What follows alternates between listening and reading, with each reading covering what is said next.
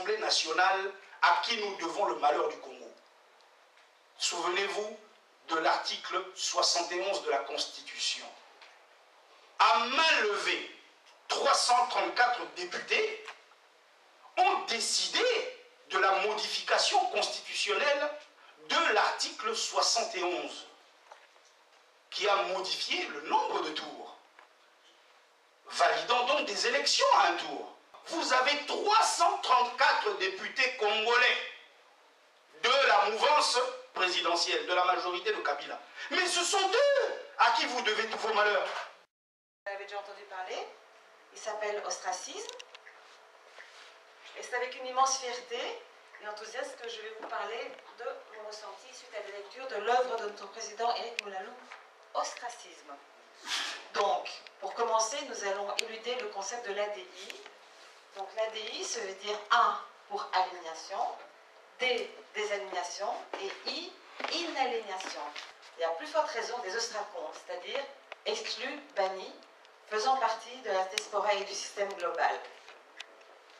Plus ou moins 7 millions de Congolais à l'étranger à travers le monde. Or, ce nombre me rappelle étrangement, bizarrement et morbidement tous ces slogans de manifestations. 7 millions de morts au Congo, de Simon Kimbangu, de Paul Panafarana, Patrice Lumumba, cela suffit. Encore et encore, et toujours les nôtres, pardon. Est-ce un début d'une prise de conscience? Une timide armée de la diaspora se serait-elle formée dans chaque maison du Congolais de la diaspora? Nous nous butons à un mur nommé la communauté internationale. Qui est-elle? Que nous veut-elle? Pourquoi nous vous en veut-elle à ce point? Que cache le refus à tous de voir notre Congo et surtout la progression de l'individu congolais? Pourquoi nous divise-t-elle au sein de notre mère, l'Afrique? Tant de guerres et famines qui ne concernent pas nos peuples. Est-ce là le début de la désaliénation des Congolais de la diaspora? Par le questionnement? Oui, mais trop timoré au goût de tous, car par tous hiérarchisé. D'où la faiblesse de cette nébuleuse pourtant effrayante, cependant pas tétanisante, une raison simple. Le loup n'a jamais quitté la bergerie. Continuant à décimer avec mépris, ravager sans honte et pitié et piller ce qu'il y avait de plus sacré, la femme Afrique. Pourtant elle s'écrie, pleure du viol de tous ces agresseurs de son sein sol trop fertile, trop pleine de superlatifs, qu'elle en devient chaque jour un scandale géologique aux yeux des autres nations, pauvres parmi les plus pauvres. Elle se meurt, car ses fils et ses filles se sont indignés, n'arrivent pas à s'unir, s'organiser, afin de parler d'une seule voix forte et autoritaire aux génocidaires, aux manigances et aux traîtres en son sein, d'une voix ferme et obéissante. Elle regarde au ciel, mais Dieu demeure muet. Ce silence trop sourd donne comme une réprimande de sa passivité, car elle a laissé son premier amour attiré par la fausseté de ses courtisans, ayant comme objectif de la soumettre à leurs desseins machiavéliques. Malgré ce sombre tableau dans la bergerie d'autres s'affaires, avec toute la peine du monde, le Congolais ne s'avoue point vaincu et songe à un leader aussi glorieux que Lumumba, venu trop tôt pour certains, mais mort avec la certitude d'avoir engendré des petits Lumumba. C'est notre droit de filiation, après tout, d'être fiers du cœur de l'Afrique et du monde. Notre seul tard est d'avoir oublié de nous aimer les uns les autres en harmonie avec ce que voudrait inaliénation. Il n'est pas trop tard, car beaucoup sont appelés, mais un seul sera élu. Et dans ma quête et mon action aujourd'hui, j'affirme que Dieu nous aime et jamais il ne nous a abandonnés. La lecture d'Ostracisme m'a ouvert les yeux sur le manque à gagner qui nous fait défaut à la diaspora congolaise, la rigueur. Éric Moulalou a su mettre en évidence deux faits. D'abord, celui qui est de son cœur, c'est-à-dire aimer le Congolais, dont son célèbre JST, puis vient l'action dans la rigueur, et la structure qui se résume en procéduré, mais pas querelleur. Découvrir cela vaut toutes les richesses du Congo réunies, tant convoitées par la planète entière, car nous possédons non seulement un paradis, par-dessus tout, avons l'exigence et le devoir d'user d'intelligence pour garder dans l'unité notre nation intègre et entière. Pourquoi l'intelligence? Pourquoi unité? Ostracisme nous invite, nous, Ostracons, nous, Congolais, par choix, pas par choix, mais par sélection naturelle du destin par notre terre Congo, à œuvrer main dans la main. Main magnifiquement symbolisée par Éric Moulalou, ouverte, étendue de lui à nous, de nous à l'autre comme véritable encre d'unité, dont les maillons se tiennent en toute liberté via le CUP, Congo uni pour le progrès. Afin de construire un Congo non pas individualiste mais collectif, par des projets répondant aux besoins de créer non pas un Congo uniquement prospère, mais des Congolais fiers d'être appelés dignes filles et fils de la mère Afrique, dont nous sommes le cœur plein de vitalité, pas de destruction. Lisez Ostracisme et rejoignez-nous en toute liberté pour la construction de la destinée qui est nôtre, une nation de paix et d'amour. Alors, cette petite rédaction l'a été par notre collègue et membre du CUP, RDC Worker Cup cellule Bruxelles, Madame Joyce Mbaya. Et c'est elle qu'il faut féliciter. À tous, à nouveau. Nous avons le plaisir, je ne sais pas si vous avez pu le voir, d'avoir le président Éric Moulalou qui est avec nous aujourd'hui. Donc il prendra part dans un deuxième temps la parole pour pouvoir éventuellement répondre à vos questions. Nous allons dans un premier temps procéder par différents intervenants qui sont des cadres du parti, où nous allons évoquer certains sujets chers donc au projet de société. Et par la suite, vous aurez l'occasion de pouvoir poser des questions au président Éric Moulalou. Pour vous détendre, je vais vous raconter une petite histoire. L'histoire se passe à Washington en mai 2010.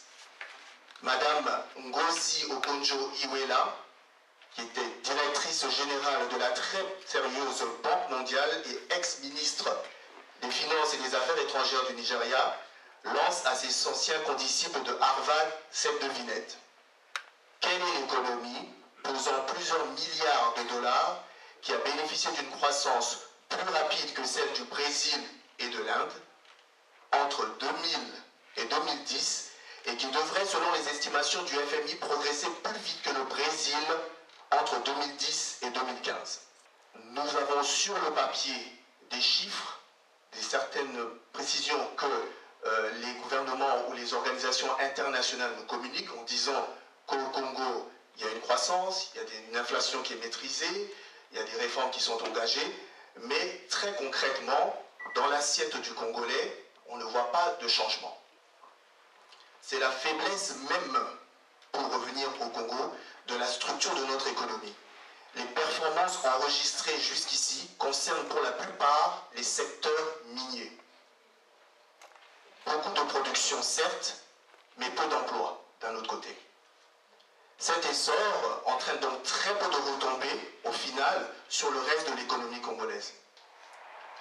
Cet essor entraîne donc très peu de retombées finales sur le reste de l'économie congolaise. Poursuivant de plus, l'économie reste très dualiste.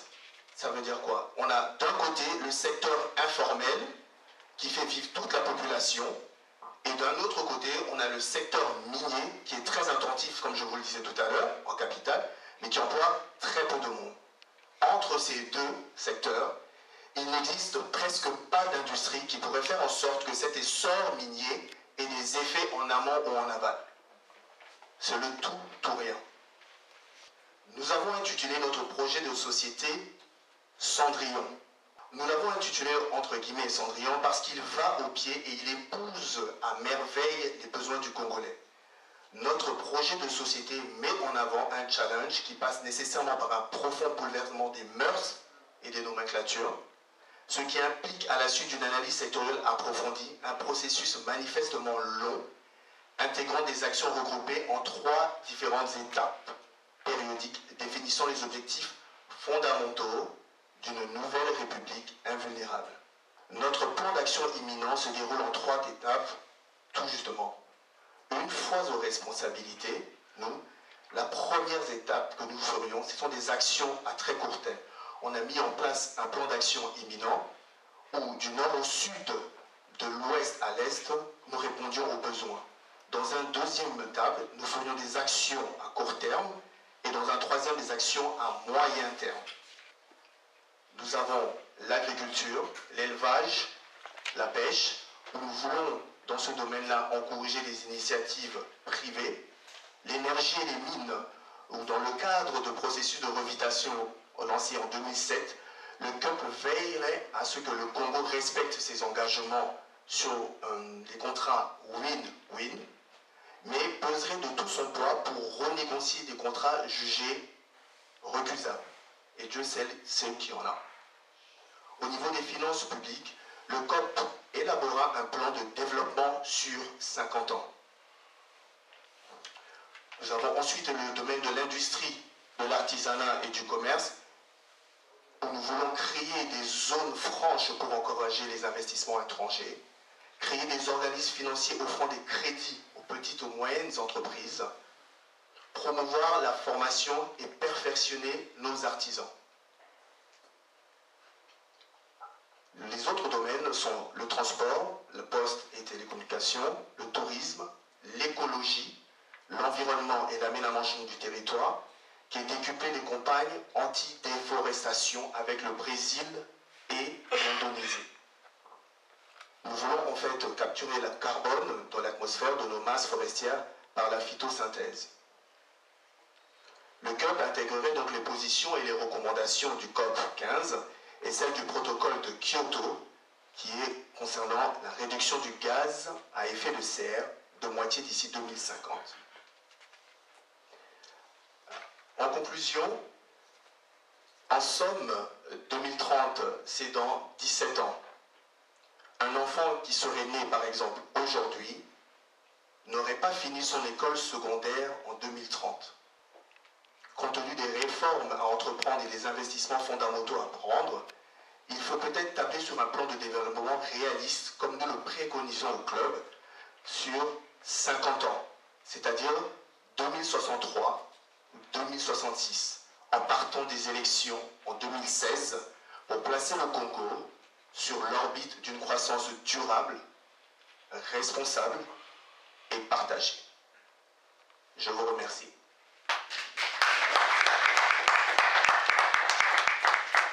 Le CUP, les Congolais unis pour le progrès, s'attelle particulièrement au domaine social et culturel, et surtout à l'éducation. Nous avons en fait pour l'instant, avant d'évoquer ce que le projet de société compte faire pour l'éducation au Congo et pour nos Congolais, deux questions à nous poser. L'éducation en RDC est-elle de qualité? Je vais vous donner la réponse plus tard. L'éducation en RDC, quel est son avenir? Alors, je répondrai à la première question.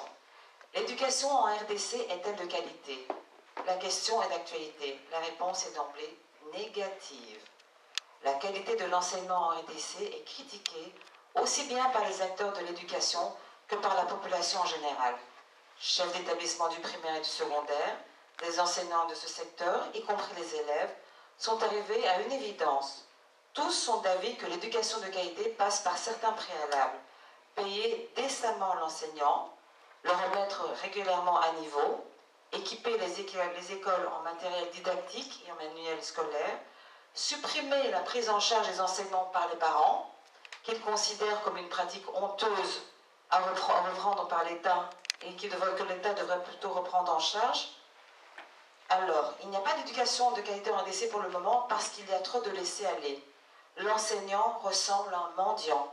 Il est abandonné, rejeté par l'État. Pour sortir de cette situation malheureuse, il faut assurer une existence décente à l'enseignant qui, en bénéficiant d'un salaire décent, va pouvoir exercer son sacerdoce en toute sérénité.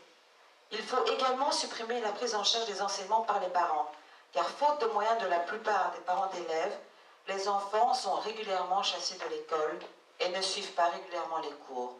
Il faudrait recycler régulièrement les enseignants pour atteindre d'eux un bon travail.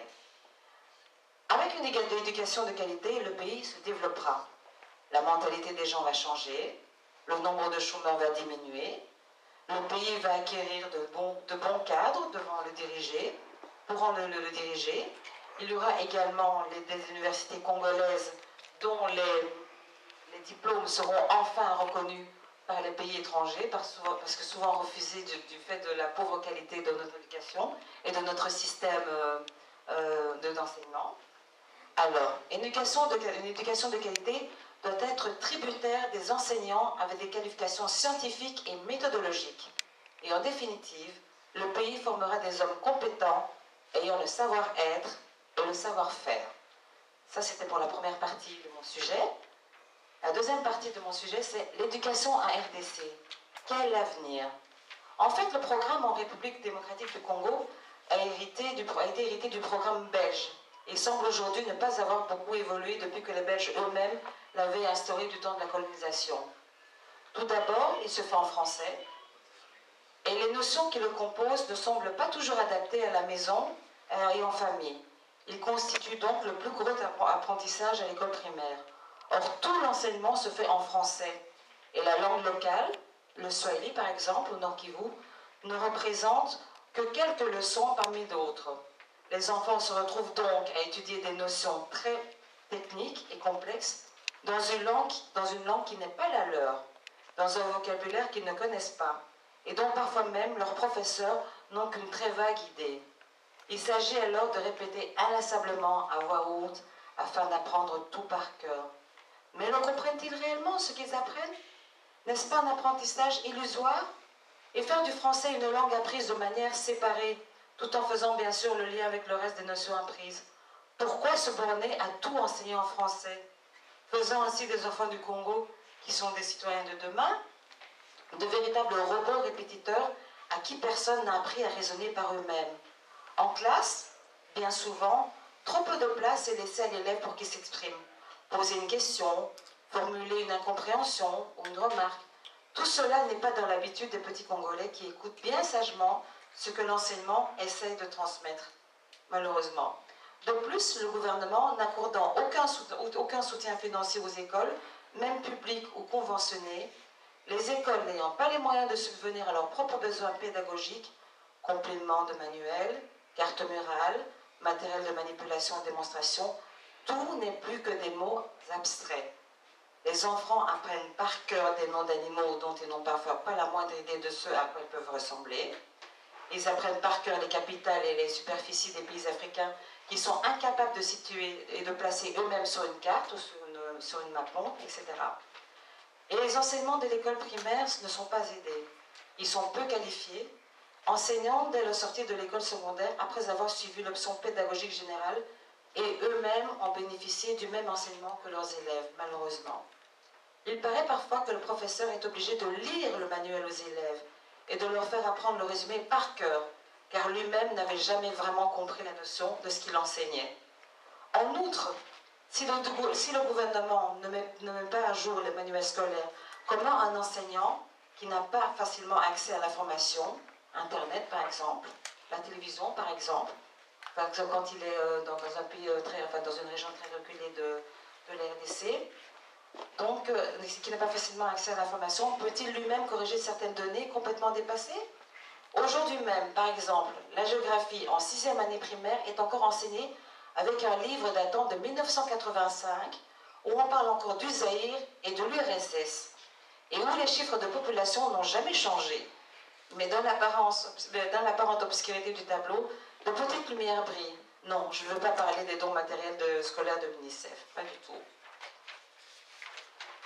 Je veux parler des pédagogues de l'ombre, de ceux que personne ne prend au sérieux et qui n'intéressent personne, de ceux qui pensent et agissent en ayant parfois l'impression que tout ce qu'ils font n'est que peine perdue, mais qui au fond d'eux savent qu'ils n'abandonneront pas parce qu'ils ont l'intuition que peu à peu les choses vont changer et que l'enseignement en RDC va peu à peu se mettre à éduquer l'intelligence et les consciences, et non plus seulement l'obéissance et la connaissance pour bâtir un Congo plus beau. Et l'école de l'unité est de ceux qui se battent pour que de nouvelles méthodes où l'enfant est placé au centre de ses apprentissages voient le jour. Des méthodes qui se rapprocheraient d'une pédagogie active. Une école où la parole est donnée aux élèves. Une école qui veut donner du sens aux apprentissages en faisant toujours plus de liens entre les leçons apprises et le quotidien vécu par les enfants. Une école où l'on veut que les élèves manipulent au maximum et puissent toucher les réalités qu'on leur enseigne. Une école qui a conscience que les élèves qui passent entre ces murs sont des hommes de demain, ceux qui innoveront, ceux qui inventeront, ceux qui œuvreront pour l'œuvre du Congo. De plus, le gouvernement n'accordant aucun soutien financier aux écoles, même publiques ou conventionnées, comme je l'avais dit plus haut, les écoles n'ayant pas les moyens de subvenir à leurs propres besoins pédagogiques, tout n'est plus que des mots abstraits. Les enfants, comme j'avais dit, apprennent par cœur des noms d'animaux, ils n'apprennent rien, car ils ne savent rien, car ça ne correspond à rien pour eux. Donc, tout cela, c'était pour en revenir au projet de société auquel s'intéresse le CUP tout particulièrement, l'éducation. Et je vais vous en citer quelques points. Il y a des points importants au niveau de l'enseignement dans le projet de société qui ont été soulignés en particulier sur l'enseignement. Promouvoir la gratuité de l'enseignement primaire et secondaire et rendre obligatoire cet enseignement de base jusqu'à 21 ans.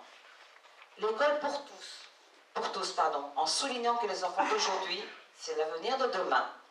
Créer des centres pour les analphabètes, lire et écrire dans les deux langues, en français et anglais, pour tous les âges sans exception. Créer des centres de formation et de promotion sociale à court terme pour la personne qui souhaite avoir une formation bien spécifique, pour ceux et celles qui ont des difficultés dans l'enseignement général et universitaire, informatique, mécanique, hôtellerie, maçonnerie, etc., afin de leur permettre d'avoir une qualification et un certificat qui sera reconnu au final. Avoir dans toutes les communes un centre, une mission locale, afin d'aider la personne qui est en perdition au niveau de ses études ou projets professionnels, afin de bien l'orienter, le prendre en charge, avoir un suivi de son dossier du début à la fin, être en relation avec différentes sociétés en leur proposant d'engager des stagiaires et au final pouvoir signer un contrat en CDI ou en CDD. Créer des écoles pour les élèves, pour les personnes qui n'ont pas les moyens en fait de se payer Internet ou un ordinateur et de les apprendre à bien maîtriser l'outil en leur donnant des formations de base. Alors, nous comptons rendre obligatoire les cours de civisme, de développement du Congo et de langue nationale, Kikongo, Lingala, Chiluba et Swahili, dans tous les cycles. Et ma conclusion sera la suivante. Le projet de société du CUP, dont l'un des points est lié à l'éducation, s'attellera de façon certaine en interaction avec tous les adhérents du CUP et tous les Congolais qui le désireront, qui seront réellement préoccupés par l'éducation de leurs enfants,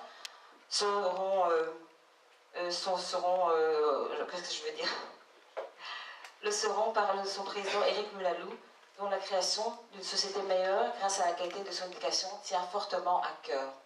Et c'est pourquoi je vous prierai de l'applaudir de toutes vos mains. Merci d'avance. Merci beaucoup. Je suis honoré d'être en face de vous, navré de ne pouvoir, de n'avoir pu trouver le temps de me faire un peu beau pour vous. J'ai été à la bourre, je suis passé par Zaventem, je n'ai pas eu le temps de me changer vraiment, de me raser, j'en suis navré.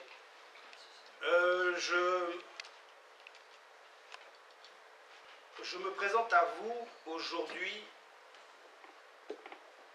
en toute humilité, mais avec énormément d'appréhension. Alors, mon sentiment demeure mitigé parce que je crains toujours de ne pas avoir la rhétorique suffisamment claire pour être au diapason de tous. C'est un souci permanent parce que je crois avoir énormément de choses à dire, ça bouillonne en moi.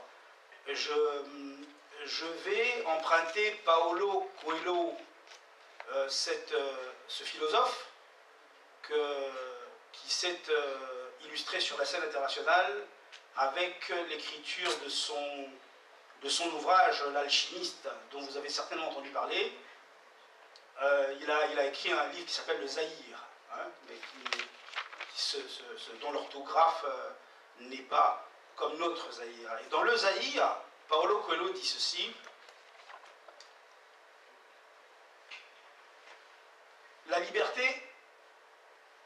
pas l'absence d'engagement, mais la capacité de choisir. Il y en a énormément parmi nous qui s'imaginent de la société dans laquelle nous nous trouvons, qu'elle va bien finalement, qu'elle leur convient. Et donc, à quoi bon, ma foi, s'engager dans une action politique, vers un mouvement de revendication quel qu'il soit? On est bien finalement lorsqu'on s'abstient de s'engager. Donc, l'absence d'engagement dont parle Paolo Coelho. Alors que, ma foi, comme l'ont indiqué tout à l'heure mes collaborateurs, nous sommes des numéros dans cette grande société de consommation. Nous sommes robotisés, aliénés, inféodés, réglés pour fonctionner comme le veut l'autre. Or, 80% de cette société se contente de dire « je m'abstiens de m'engager pour demeurer libre ». Là est toute la question. Votre liberté, comment est-elle? Comment s'illustre-t-elle? Moi, je m'endors tous les soirs et me réveille tous les matins avec la violente sensation que nous devenons de plus en plus assujettis, de plus en plus aliénés, alors que nous sommes dans une démarche supposée nous faire évoluer vers la désaliénation, vers la compréhension du système qui nous accable. Et pourtant, ça n'est pas ce que je vois. Récemment, nous avons vu le mouvement des combattants que nous sommes interdire les concerts, l'accès à nos musiciens sur les plateaux internationaux. Ils ne peuvent plus délivrer de concerts en Europe. Nous avons considéré que c'était une bonne chose de fait. Je valide effectivement ce point de vue.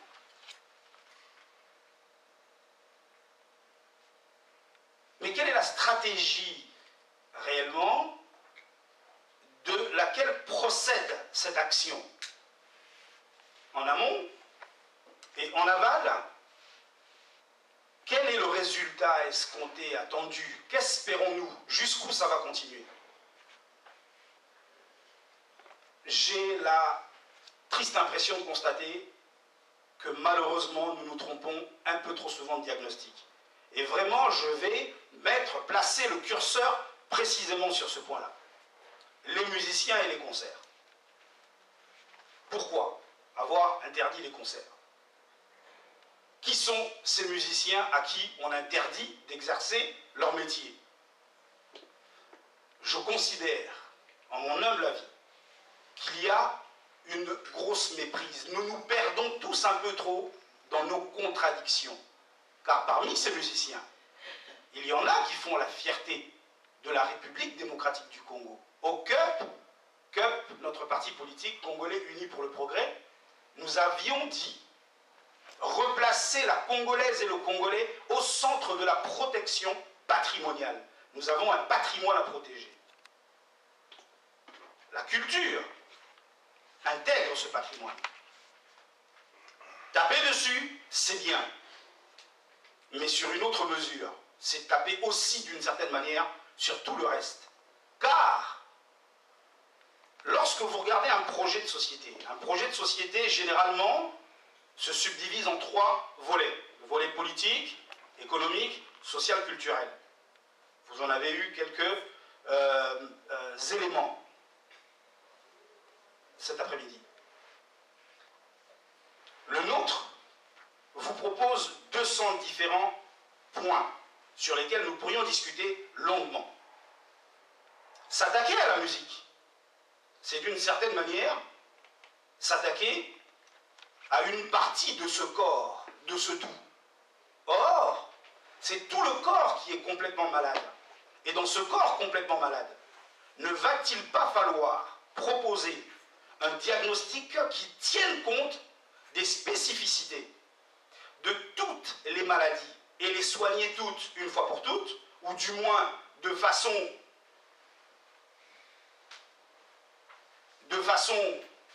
évolutive, de manière à extirper petit à petit ce qui ne va pas de ce grand corps malade.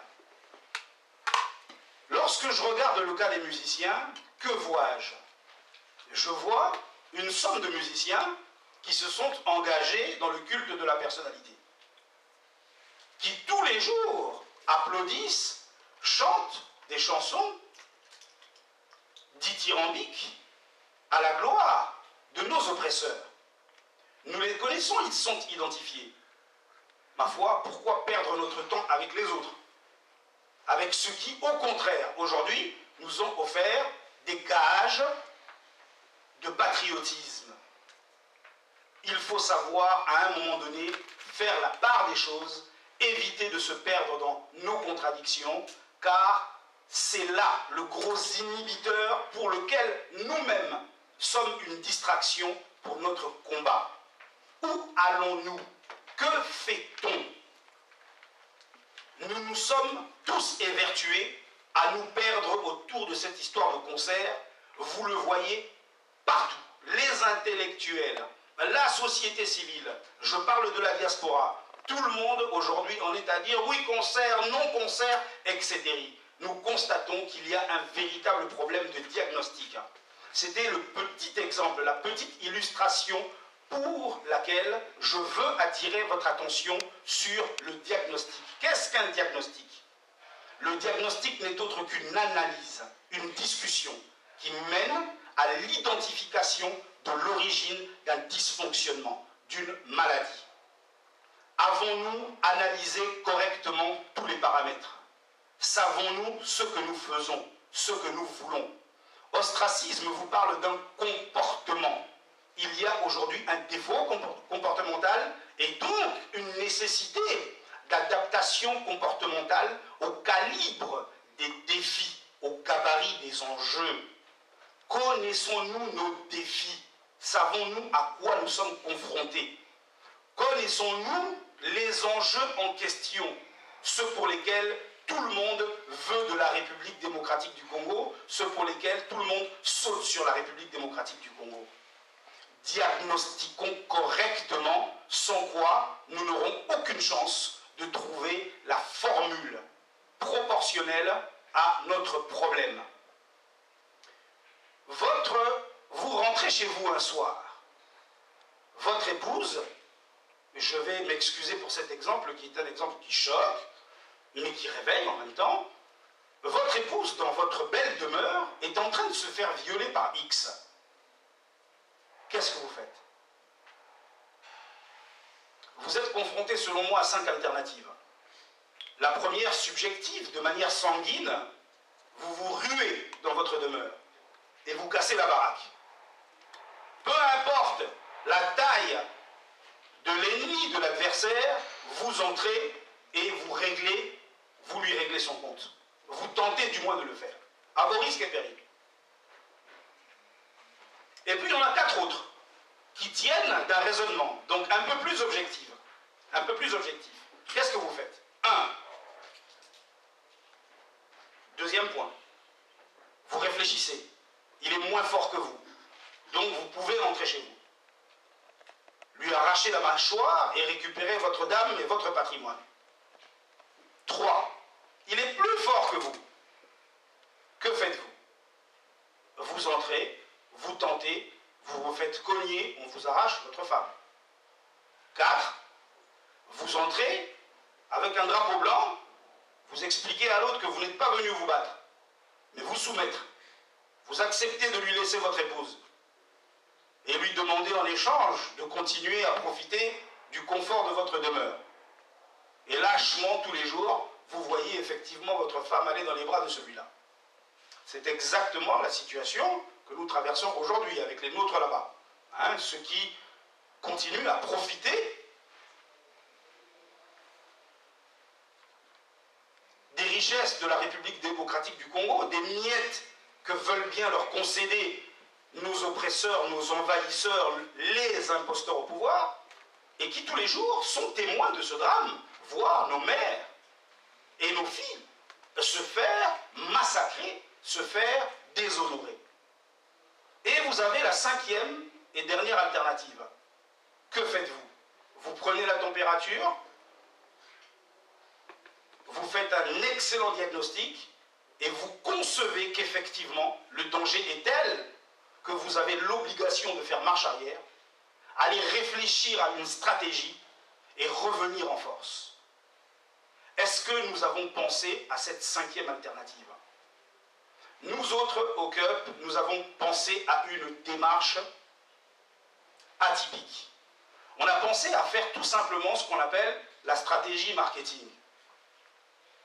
La stratégie marketing, qu'est-ce à dire?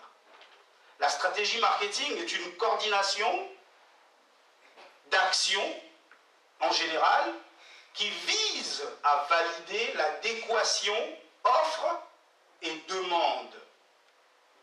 La demande, nous la connaissons. Tous ici, je le pense, nous voulons libérer le Congo.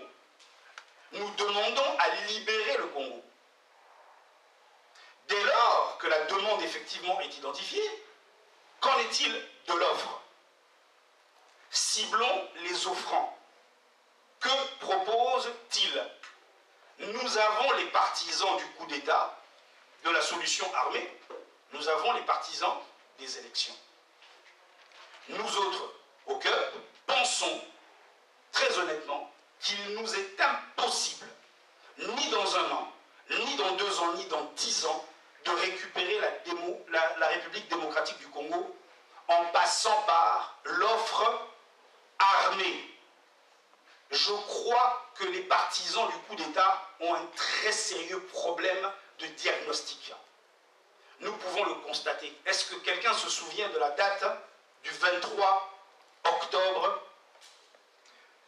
1996? Quelqu'un s'en souvient-il? 23 octobre 1996. Le 23 octobre 1996 est l'une des dates les plus fatales en ce qui concerne l'histoire de la République démocratique du Congo. C'est le jour où le groupe de Joseph Kabila et son père adoptif ont signé à l'hôtel Lemera ce qu'on appelle les accords de Lemera, le 23 octobre 1996. Mais Banderolangaï, on parle, on nous gave tous les jours avec on va partir au Congo, on va casser la mâchoire A, nous allons récupérer, on va mobiliser les moyens. Mais est-ce que vous n'avez pas vu 96, 99, 2000, 2 fois, février et décembre, 2013 aujourd'hui, Addis Abeba et Kampala? Pourquoi 96? Parce que Lemera, 99 parce que Lusaka, 2000 une fois, Sun City, 2002 fois, Pretoria, 2013, Addis Abeba et aujourd'hui Kampala. Nous sommes engagés dans une espèce de marathon interminable de pourparlers généré à la base par ces groupes armés que certains parmi nous encourageons allègrement. Ah, on va faire ça, Kabila, on va tuer. Mais vous n'allez rien faire du tout, mes amis. Mais c'est archi faux. Vous connaissez tous le MLC de Jean-Pierre Bemba, qui est un parti politique, et pas des moindres. C'est un parti politique qui compte aujourd'hui dans l'histoire du Congo. C'est un parti politique dont je respecte personnellement l'action, parce qu'ils ont tenté énormément de propositions, de suggestions pour nous sortir de ce marasme. En tant que parti politique, j'ai donc du respect pour le MLC. Pourquoi donc ne pas d'emblée entrer dans la scène politique congolaise en tant que parti politique? Car justement ce que nous voyons du MLC aujourd'hui n'est autre qu'un produit du groupe armé qu'il fut à l'époque. Regardez les accords de Lusaka, regardez le CNDP, regardez tout ce qui fait qu'aujourd'hui existe encore le M23. N'en avons-nous pas vu assez pour oser prétendre qu'il ne faut pas aller aux élections parce que c'est valider soi-disant un pouvoir d'occupation. Ce que je suis en train de vivre aujourd'hui, c'est bis repetitas ce que j'ai vécu en 2009. En 2009, je me suis proposé d'aller aux élections. Je me suis proposé d'être le candidat issu de la diaspora. Tout le monde m'a dit laisse tomber. Vouloir aller aux élections, c'est pas bon. Vous êtes un traître à la nation. Mais enfin, laissez tomber. J'ai fait une tournée internationale dont vous allez voir quelques extraits. Je suis allé partout où il y a un Congolais pour le rattacher à mon projet. Malheureusement, partout où je suis passé, j'ai été traité de rêveur et de malade. Et pourtant, Dieu sait que mon équipe et moi, nous avons tout fait pour consolider les maillages, les réseaux, on a pris des contacts. Et franchement, on a mis sur pied un mouvement dénommé RDC World Cup Call qui a naquis à Houston en octobre 2010. On a bougé la diaspora sérieusement. Et ça a commencé à tenir. Les gens ont commencé à prendre conscience de la nécessité d'aller aux élections. La question n'était pas pourquoi on y va, la question était comment on y va. Donc nous nous sommes mis à mettre en place les réseaux, les moyens pour consolider dans la diaspora une rampe de lancement susceptible de nous permettre de nous propulser jusque là-bas. Malheureusement, certains de nos amis, beaucoup de détracteurs, derrière nous, ont combattu tout ce travail que nous avons élaboré avec patience et acharnement. Et voilà qu'à J-7 mois des élections, le sphinx de l'Imédée, notre papa Tshisekedi, confirme sa candidature. C'est là que nous voyons les mêmes, ceux qui nous ont combattus et qui ont combattu notre projet, s'émouvoir, se réveiller et dire « Ah, il faut aller aux élections ». Les mêmes qui faisaient des vidéos pour dire « Hors de question d'aller aux élections, hors de question de valider le projet de Moulalou ». Et bien ces mêmes-là n'ont pas compris qu'en réalité, ils avaient complètement décimé, inhibé le chemin, le passage que nous avions essayé d'organiser pour que la diaspora tout entière se lève et mobilise les moyens pour nous permettre d'aller à Kinshasa et participer à ce scrutin. C'était trop tard. Aujourd'hui, nous voyons exactement la même chose se refaire. Mais est-ce qu'au moins nos amis savent de quoi ils parlent quand ils disent qu'il ne faut pas aller aux élections? Nous nous trompons de cible. Nous faisons un mauvais diagnostic. Nous devons foutre la paix aux musiciens. Nous avons 334 députés à l'Assemblée nationale à qui nous devons le malheur du Congo. Souvenez-vous de l'article 71 de la Constitution. À main levée, 334 députés ont décidé de la modification constitutionnelle de l'article 71, qui a modifié le nombre de tours, validant donc des élections à un tour. Vous vous acharnez sur les musiciens, tantôt sur Moulalou, tantôt sur celui-là, mais ma foi, vous avez 334 députés congolais de la mouvance présidentielle, de la majorité de Kabila. Mais ce sont eux à qui vous devez tous vos malheurs. Vous prétendez ne pas vouloir aller aux élections, mais vous pensez que Kabila est réellement capable de prendre un ticket et de l'imposer dans la poche de chaque Congolais? Comment font-ils? Ah voilà, on ne va pas aux élections avec celui qui les organise parce que c'est gagné d'avance. Mais si c'était gagné d'avance, pourquoi ce tripatouillage constitutionnel jadis? Pourquoi la réduction du nombre de bureaux d'enrôlement? Pourquoi cette mobilisation de fonds, de moyens intenses venant de tous les parrains de Kabila? Si c'était aussi facile que ça, eh bien croyez-moi, nous n'assisterions pas à tout ce que nous voyons aujourd'hui. Il nous faut simplement en amont nous organiser.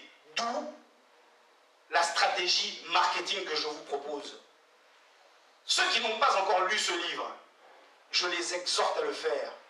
L'art de la guerre de Sun Tzu. Sun Tzu ne nous demande pas d'aller en guerre contre celui qui est plus fort que nous, au risque de nous faire laminer. Non, il nous explique comment faire pour nous servir de la force de l'adversaire et la retourner contre lui. Lisez ce livre. Ce que je vous propose est faisable. La République démocratique du Congo se subdivise en 169 circonscriptions électorales pour 52 000 bureaux de vote. Nous venons ici avec le projet de vous proposer d'installer dans la diaspora une CFC, un centre de formation à la conscientisation, que nous allons baptiser l'Académie de la conscientisation.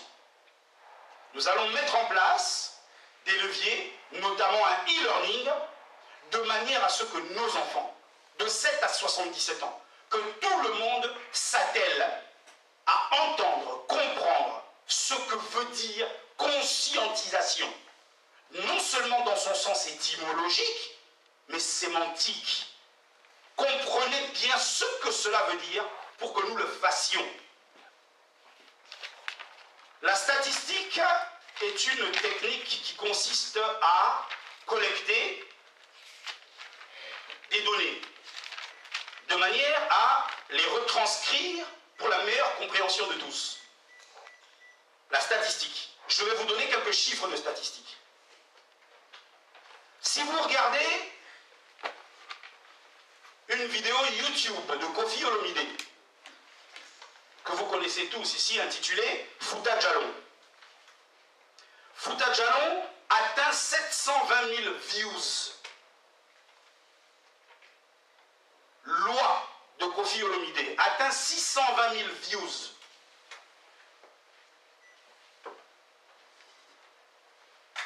Qu'est-ce à dire? Selon les chiffres du PNUD, la diaspora congolaise est constituée de 7 millions de Congolais.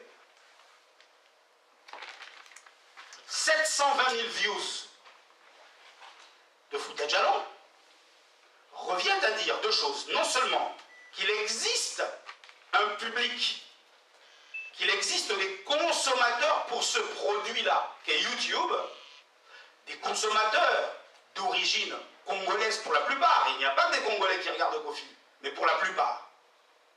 La fibre optique ou le haut débit n'étant pas encore arrivé à Kinshasa, donc nous pouvons considérer effectivement que c'est depuis la diaspora qu'est regardé aussi intensément Fouta Djallon de Kofi Olomide. Donc forcément, ce sont des statistiques, c'est-à-dire je vous donne des chiffres qui existent. Donc si effectivement la diaspora fait la démarche de cliquer sur YouTube pour aller voir Kofi Olomide, donc ils peuvent tout voir, mes amis. Je vous ai dit de la stratégie marketing qu'elle est une coordination d'actions visant à valider l'adéquation offre et demande. Voilà ici une action que nous devrions pouvoir mener. Vous savez ce qu'on appelle les MLM, c'est américain, le multi-level marketing, ce qu'on appelle en français le marketing de réseau. J'ai fait ces propositions, mes amis. Mais sont-elles avant-gardistes? Sont-elles mal... il doit y avoir un problème d'adhésion à mes propositions pour qu'à chaque fois, on me traite de tous les noms lorsque je fais une proposition. Une grande entreprise comme General Motors Company, une entreprise comme Airbus, applique ce qu'on appelle les KMS, les Knowledge Management System. Il y a au sein de l'équipe des personnes dont le rôle est de suivre les employés pour s'assurer au niveau de la chaîne de production du résultat de chacun. Éric Monlalou a appliqué exactement les mêmes formules au sein de son organisation. On m'a traité de tous les noms. Ah, lui, vous voyez, hein, il nous contrôle, hein, il est méchant. Hein. Mais, Bandeko Langai, franchement, cette propension à la liberté que nous recherchons, mais il y a moins des autres qu'on m'a bisouté. C'est-à-dire la notion de rigueur, telle que je l'explique dans l'ostracisme, telle que l'a dit Mama Kande tout à l'heure, je le précise là. pour tous ceux qui ont prétendu un jour me connaître, je le précise et le reprécise. Ne confondez pas procédurier et conflictuel. Moi, Eric Moulalou, je ne suis pas conflictuel. Ce qu'on roukingai, les kandenga na makasi. C'est tout ce que je conseille. Parce que tu rebêtes dans la vie. Mais mon problème n'est pas là. C'est-à-dire, j'évite jamais dans la mokaranaton, dans la vie, impossible. Tous les jours de ma vie, je me réveille en rêvant de l'harmonie. Ndenge nini lelo tokosala poto ngwenya, poto seka, poto lia, poto bina, poto bika. Soki na moni ke bokesani continue entre caractère na yo na yangai, il y a incompatibilité de caractère na tengami na ngai. Avant na tomboka na tengami na ngai. Je le fais continuellement. Mais je suis un vrai procédurier. Ce que tangi livre ko seka makasi esika na ko betela bio lisolo ndenge na ke pas dentiste. Ndenge na ke ici dentiste. Afungoli mbombi so non, c'est pas possible. Ndenge na ke pas boulanger. Ndenge na ke pas boucher. Ndenge na ko yesa na bi na moni yo. Osi ozwi mbongo bato soki kama liboso na ngai. Ben na loboko wana ozo sima mosoli ko pesa ngai. Na soite. Et cette espèce de méticulosité, cette espèce de maniaque que je suis, que je projette dans ma vie de tous les jours, dans ma vie professionnelle, familiale, c'est comme ça que je fonctionne. Moi, j'ai créé des petits robots. Des petits robots. Monsieur Kassongo, mon collaborateur, Mama Kandé, ce sont des personnes avec lesquelles je travaille depuis déjà plus de 3 ans, mais que j'ai côtoyé dans le privé, que je côtoie dans le privé. Donc, n'a fonctionné. Je préfère, si je dois l'illustrer, si je dois emprunter le cinéma pour l'illustrer, je vous prendrai 2 feuilletons qui sont Kunta Kinte et Robocop. Ceux qui va quel est le type d'esclavage au ngai na lingi na lobi vomi ngai na za Robocop pour na yibi était yé azali wana po na kosala était société etamboli kende liboso ezala na condition na ye ya robot mais Kunta Kinte azapeka ka esclave netiye mais ye kombo na ye kokufa na bokai. Parce que les gens m'accusent d'être esclavagiste. Ah, Eric, ma méthode n'a eu l'équipe Makassi. Mais nous n'avons pas le choix. Nous n'avons pas le choix. Ou nous demeurons des Kunta Kinte. Nous sommes esclaves de cette grande société de consommation. Mais seulement, ayez le courage d'aller devant un miroir et acceptez-le. Olati Gianni Versace, Kansai Yamamoto, Osochin Tsunga, Christian Dior, Olobinga Naza Danze.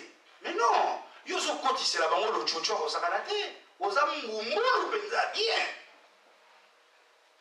Que Robocop, Oyo Ayebi Kengai na Telemi, Atakuna Boza Kofina télécommande, na Kozalakana occasion.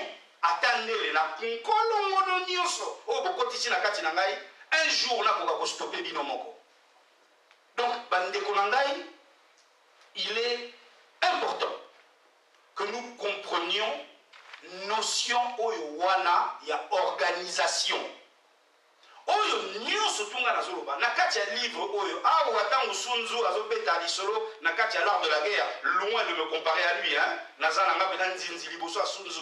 Mais awa yi azolakisa biso manière oyo ya kosala ndenge nini tokokomela esika wana awa nga naza kolakisa bino comportement mpona bino bokoka manière oyo Sunzu azoproposer. D'abord il faut absolument une adaptation comportementale. Donc il faut mbongwana moko makasi na kati na yo. Il y a 4 livres dans Ostracisme. Le 3e est un essai idéologique et philosophique. Congolais, nous se oui, pour qui il se prend.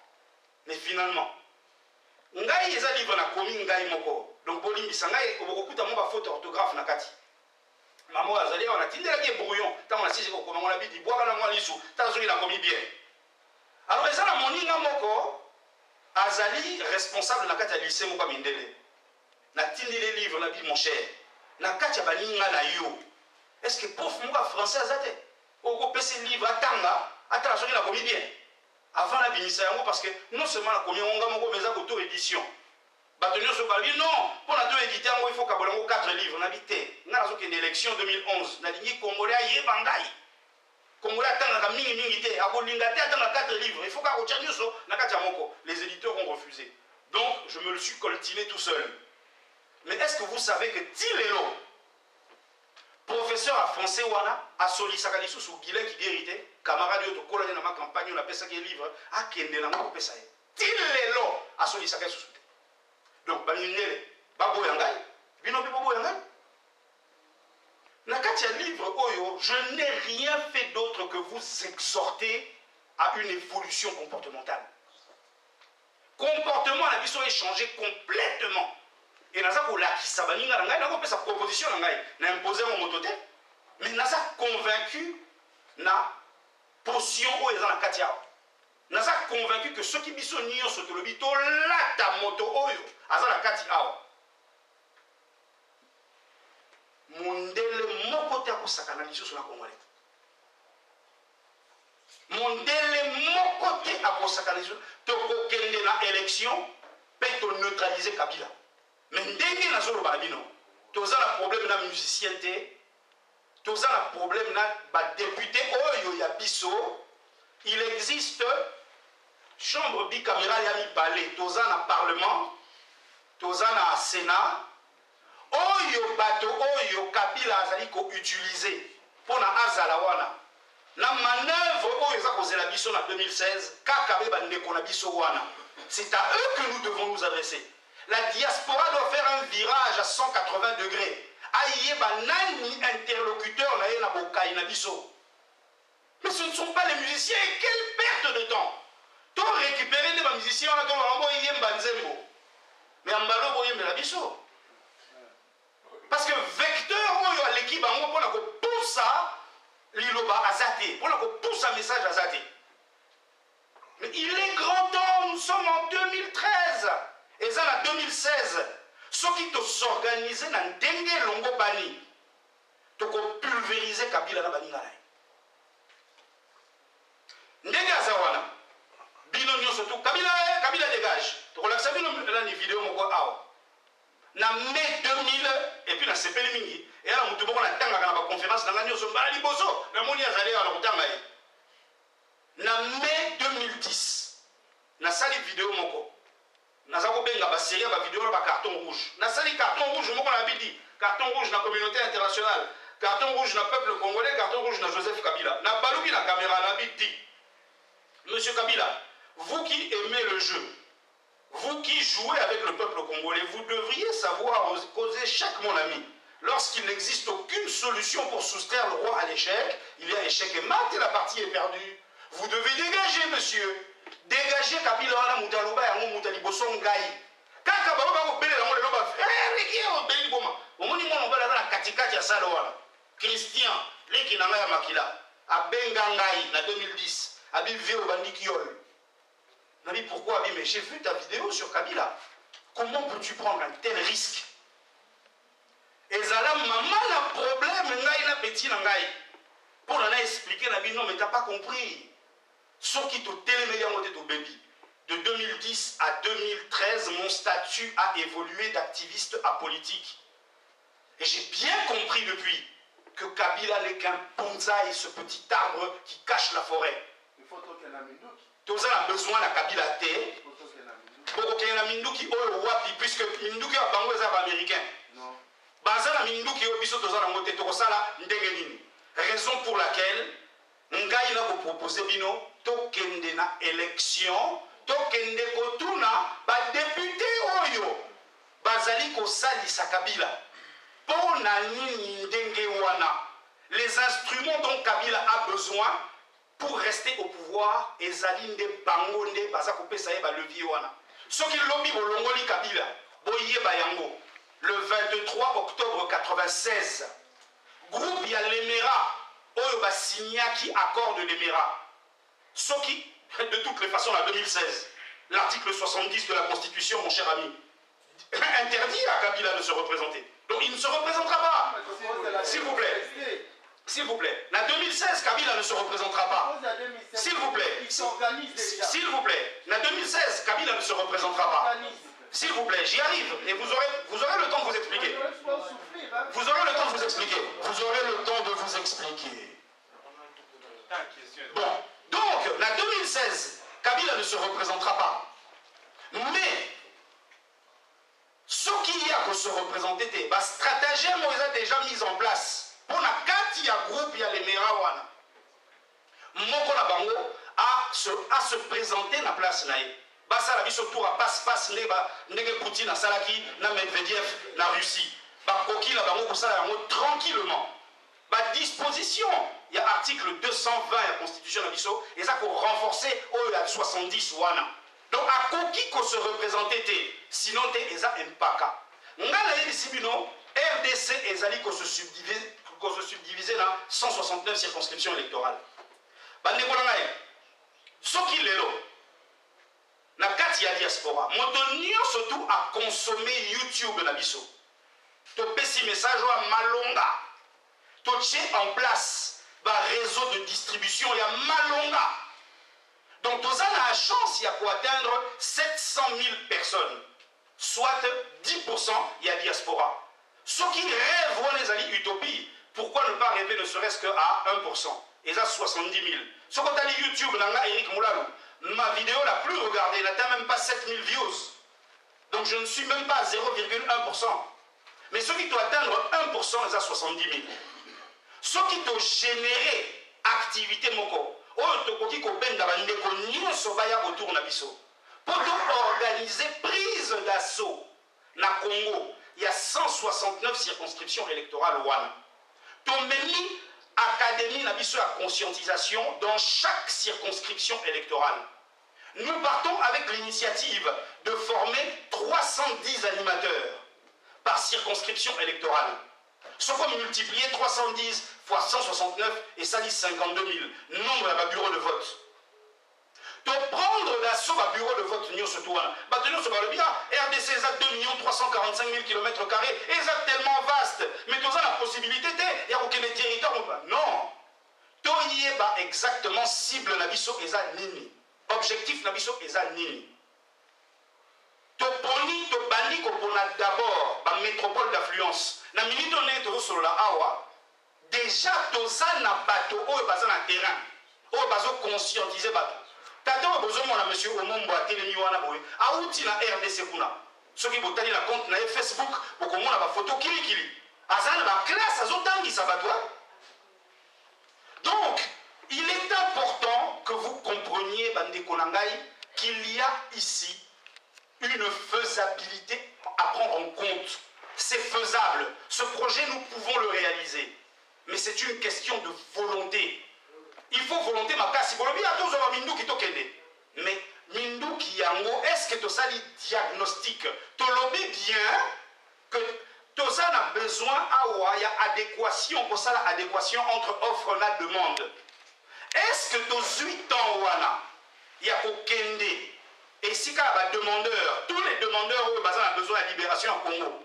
Est-ce que tout ça, il y a un sondage à Pamba sur 2000 Congolais de différentes catégories. Pour tout le monde, Bango a des demandeurs, ayant droit. N'a pas offrant mi balé. On va offrir solution armée. Là, on va offrir solution organisée pour l'élection pour Nani. Est-ce que tout le monde? Est-ce que tout le monde?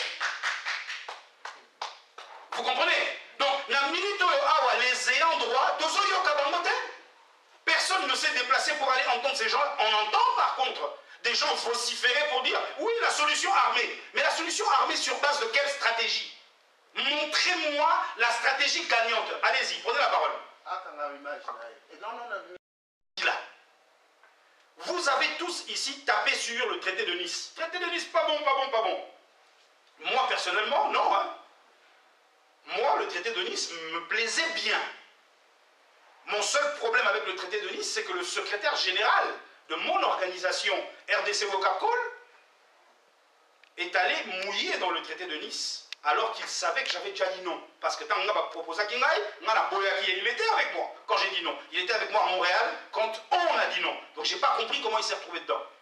Mais finalement, le traité de Nice, quand vous en lisez bien les détails du contrat, mais il nous offre davantage de liberté que les accords de l'Émirat. Donc aujourd'hui, pour aller en République démocratique du Congo et faire tomber Kabila, mais vous avez l'obligation d'avoir un parrainage extérieur. S'il vous plaît, l'ennemi, s'il vous plaît, Bénélis, l'ennemi est trop puissant. L'ennemi auquel nous sommes confrontés, Ndekonangaï, moi j'ai des chiffres, moi j'ai des études et des analyses, vous avez le pays de tous les scandales. Votre pays, pardon, lorsque je suis arrivé tout à l'heure, j'ai vu que était projeté ici ma conférence de Moulin, où j'illustrais à mes compatriotes ce que veut dire en réalité tiers-monde. La République démocratique du Congo est isolée dans un tiers de ce monde qu'on appelle le mauvais tiers, le tiers-monde. Non pas parce qu'il est pauvre, mais parce qu'il faut l'isoler des circuits internationaux, de tous les grands réseaux de distribution et de circulation internationaux. Et Zali, c'est un plan qui a été mis en place depuis 1867. Est-ce que vous savez que quand Henry Morton Stanley est venu au Congo, il est le premier homme dans le fameux voyage de 999 jours à avoir traversé la côte Est à la côte Ouest. Le premier homme à l'avoir fait. Mais est-ce que vous savez qu'il a reçu une médaille du Congrès américain pour cela? Les Américains nous donnent l'apparence d'être très loin de notre histoire. Les Belges sont nos colons, etc. Les Belges, comme Kabila, sont des hommes de paille. Ceux qui s'intéressent au Congo, ceux qui se sont appropriés le Congo, mon cher, sont plus forts que tes 2000 hommes. Vous allez dégager Kabila aujourd'hui. On va vous imposer rapidement quelqu'un dans cette organisation du groupe de l'Émirat. Il va vous donner l'apparence d'être avec nous. Il va s'appeler combattant. Mon cher frère, il sera là pour valider le dessein de ces gens-là. Moi, je m'appelle Eric Moula Lukubanzi Lakalumbwa Ike. Je suis né le 18 avril 1965 à Kinshasa. Je suis votre frère, vous me connaissez. Avec tous mes défauts, je suis ce que je suis. Au moins, vous avez la capacité de me retracer au quotidien. J'ouvre grandes les portes de ma maison pour que vous y veniez quand vous voulez. Derrière moi, il n'y a personne si ce n'est vous. Donc moi, je ne fais d'alliance avec personne, je ne ferai d'alliance avec personne. Pour que se lève la République démocratique du Congo demain, il faut une nouvelle classe politique de jeunes leaders totalement désintéressés et qui n'ont contracté avec quiconque la moindre alliance. Vous devez le savoir, mon cher frère. Vous devez le savoir, mon cher frère. La solution armée est une fausse solution. On va vous liquider en 2 secondes. Vous avez demandé tout à l'heure, s'il vous plaît, vous avez demandé, Bénélis, tout à l'heure, qu'on éteigne la caméra. N'est-ce pas? Parce que vous aviez une confidence à vous faire. Pourquoi est-ce qu'au même moment, vous n'avez pas demandé aussi qu'on éteigne nos téléphones portables? Eric Moulalou est tracé. Ces gens me suivent matin, midi, soir. Parce qu'Eric Moulalou donne une conférence là. Tout à l'heure, nous avons eu les services de police qui sont venus faire le constat, qui ont pris contact avec nous avant-hier, avant-avant-hier, c'est-à-dire tous les jours. Donc, croyez-moi que ce que nous faisons là n'est pas innocent, et tout le monde est bien au courant. Donc, quoi que vous projetiez de faire demain avec une arme, ces gens le sauront, ils sauront anticiper votre action. Notre sort aujourd'hui procède de notre capacité à nous rassembler et à nous organiser. Simplement. D'accord? Soit le passeport, le visa, qui nous donne la permission de repartir chez nous autrement que par un canal belliqueux. nous allons arriver au Congo, nous allons nous inscrire dans le schéma, dans le processus électoral. Et si jamais demain nous sommes floués, là nous aurons la permission, en étant chez nous, de nous soulever. Moi, Éric Moulalou, je suis un révolutionnaire. Vous savez ce qu'il faut dans le kit du parfait révolutionnaire? Il faut d'abord et avant tout un billet pour la mort. Bénélis, moi, Éric Moulalou, mes enfants, j'ai laissé mes enfants là-bas chez moi, dans le sud de la France. Ces enfants savent qu'un jour, en sortant comme je sors aujourd'hui, je ne reviendrai pas. Mais nous sommes tous d'accord avec ça dans ma famille. Nous avons signé un contrat pour ça dans ma famille. Moi, Éric Moulalou, vous comprenez? Donc, c'est-à-dire, je suis prêt à tout. Mais je ne veux pas mourir comme Armand Tungoulou, mon frère, avec un caillou dans la bagnole de Kabila, ou comme n'importe quel autre frère qui prendrait les armes. Je veux essayer d'aller le plus loin possible dans ma démarche révolutionnaire, pour que si demain derrière, d'autres mieux organisés le peuvent et qu'ils prennent la suite de ma démarche. Mais pour l'heure, il faut procéder intelligemment.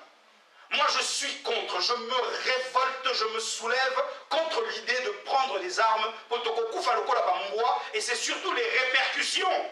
Nous prenons des armes, c'est bien, mais demain, regardez le M23. Papa, le M23 est un produit, est un sous-produit des accords du 23 octobre 1996. Si vous vous inscrivez dans cette démarche-là, nous n'en finirons pas. J'ai entendu certains frères dire « Oh, j'espère que le peuple se soulèvera. » Mais c'est un vœu pieux. Il peut se soulever aujourd'hui, il peut se soulever dans 10 ans. Mais nous autres, pourquoi attendre demain pour nous organiser? Nous organiser, c'est tout ce que je nous demande. Bandeko Nangai, s'il vous plaît, rejoignez l'Académie de la conscientisation. Nous allons assembler tous les cerveaux, tous les grands stratèges en marketing de combat, pour savoir exactement comment faire pour retourner contre l'autre l'arme qu'il pointe vers nous. Pierre Corneille, je l'emprunte dans Ostracisme, hein, lorsque le comte dit à Rodrigue « Mais Okoko Kangate, tu es un gamin, c'est moi qui t'ai formé. » Il lui répond « Mais pareils à deux fois ne se font point connaître et pour leur coup d'essai veulent des coups de maître. À qui venge son père? Il n'est rien d'impossible. » Nous, on dira sa mère. À qui venge sa mère? Il n'est rien d'impossible. Ton bras est invaincu, mais non pas invincible. Bandeko Nangai, qui dit de l'autre qu'il est invincible? Nous pouvons le vaincre. Tout dépend de notre capacité à savoir nous entraîner. Notre combat, notre guerre est une guerre qui procède du mental.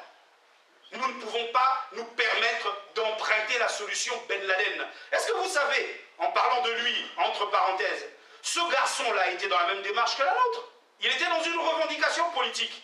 Mais une revendication politique qui emprunte la violence s'appelle du terrorisme. Moi, je ne veux pas qu'on m'assimile à ça. Ça va tuer ma progression dans l'œuf. Donc tout ce qui s'apparente à la violence, je n'en veux pas. Mais je serai très violent envers celui qui se permettra de toucher un poil de ma tête. On a déjà 8 millions de Congolais qui sont tombés. Vous l'avez vu, n'est-ce pas? Donc, nous ne voulons pas davantage de violence. Violence hors de question. Nous n'y parviendrons pas, nous n'y arriverons pas. Mais par l'intelligence, nous pouvons le faire. Par l'intelligence, nous pouvons gagner. Voilà exactement ce que j'attends de mes compatriotes. Voilà exactement ce que je propose à mes compatriotes. Nous n'avons aucun autre choix. Sinon, eh bien, croyez-moi, Kabila restera là. Les Kabila, enfin, l'Emera, le groupe de l'Emera. Parce que désormais, quand je parle de Kabila, je ne parle plus de l'individu. L'individu me fait pitié, comme je l'ai dit dans toutes mes conférences. Il aurait pu saisir cette occasion pour rentrer dans l'histoire et devenir un vrai Congolais. Il a raté l'occasion de le faire, et comme l'a dit Bénélis, c'est devenu un grand commerçant. Il a préféré, c'est son choix. Tant pis pour lui, tant mieux pour nous. Nous savons que nous avons encore une mission. Elle est immense, Nous avons un pays à sauver. Nous devons impérativement nous organiser. Voilà, mes chers frères et sœurs, si vous avez une question posée. Il y a une autre formule, mais elle tient d'une inébranlable organisation. Gandhi disait, la force n'est pas dans la capacité physique. Non, elle est dans une indomptable volonté. Linga osala yango okokoka. Indomptable volonté. Que personne ne vienne corrompre ta volonté. Et là, crois-moi que tu pourras tout gagner. J'en ai fini avec vous, Bandekolanga, Nadela Bilomabe.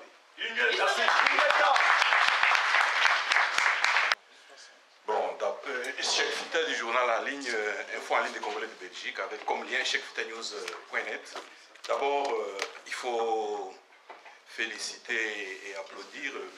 Eric Moulalou pour son engagement. Et honnêtement, je dirais qu'il est drogué par le Congo. Et il est à un point de non-retour.